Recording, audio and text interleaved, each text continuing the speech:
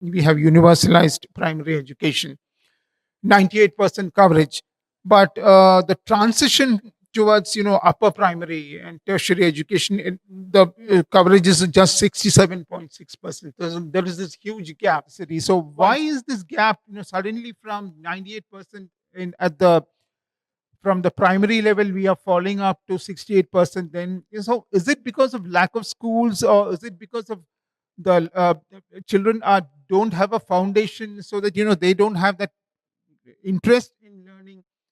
And how can the social sector, I mean, because this is where the NGOs and the social entrepreneurs like you, who have to put in your because we have to take the quality of education and then the interest in education, so the children naturally interested in continuing their education, and then after a certain point they go into skill training and something which is employable, so that we have a workforce which is employable, and which people find value in employing them.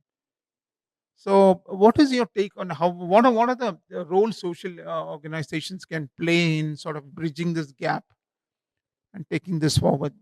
Could you elaborate on that, sir? Sure.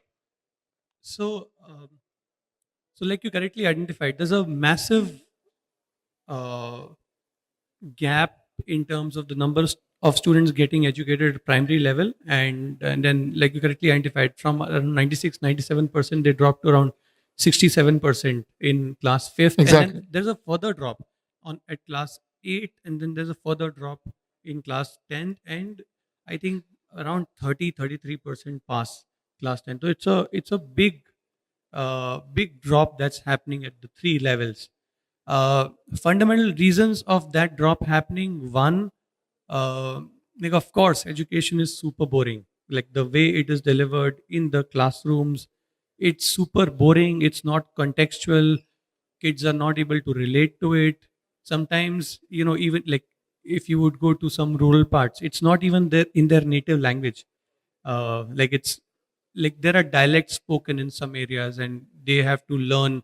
For example, if you would be studying in a border state, like a border town in Maharashtra, the language spoken, let's say, is something else, let's say Kannada, but you are being taught in Marathi because the state is Marathi. So those language challenges are also there. So many challenges there, but I think a fundamental challenge is that education is not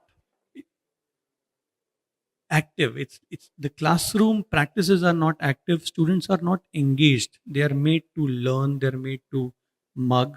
And I think that's a fundamental challenge, so that students are disinterested and they themselves do not want to study. So unless they have a strong support system, uh, parents pushing them, community pushing them to go to school, they would not be genuinely interested themselves to go to school. So that's a first gap. Second, teachers also, many of them are not very empowered to uh, to to pay a lot of close attention, because they are also muddled with a lot of other duties and other works, etc. So that is another challenge.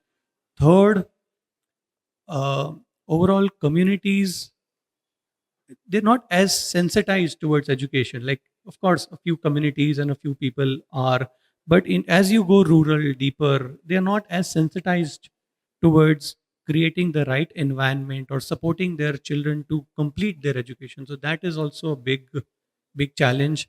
And so these are some of the challenges because of which they drop out. Now what we can do to fix it, I think we need to look at creating examples of excellence and success that would inspire students, that would inspire teachers, that would inspire communities. And I think once they look up at those successes, they would then be inspired to kind of do this. So like for example, one work that we've done in rural Pune, so we've partnered with one very inspired teacher, and he has transformed his very rural school into a very international level kind of a school in partnership with community.